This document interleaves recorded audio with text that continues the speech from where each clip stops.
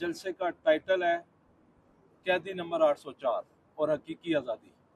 हमने आज high court से डीसी ने यहाँ पे आके एनओसी जमा करवाया है। अगरचे उसने हमें एक दिन दिया है, लेकिन तहरीक इंसाफ का रिकॉर्ड है ये 8 घंटों के नोटिस पे भी जलसा करती है। इंशाल्लाह ये जलसा इमरान खान का जलसा होगा, तहरीक इंसाफ का जलसा होगा, कैदी नंबर 804 का जलसा होगा। इमरान खान की रिहाई की तरफ जो हम कदम बढ़ा रहे हैं ये एक बड़ा कदम होगा। मेरी पिंडी और इस्लामाबाद की आवाम से गुजारिश है, मेरी पूरी पाकिस्तान की आवाम से गुजारिश है, फैमिली से गुजारिश है, माओ बहनों से गुजारिश है, बुजुर्गों से गुजारिश है, नौजवानों से गुजारिश है, 6 जुलाई बरोज़ हफ्ता शाम 6 बजे तरनोल चौक मेन पेशावर रोड इस्लामाबाद हम आपका इंतज़ार करेंगे।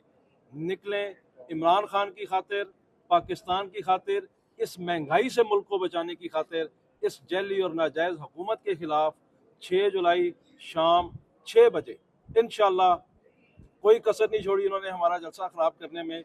9 दिन हमारे ज़ाया किए।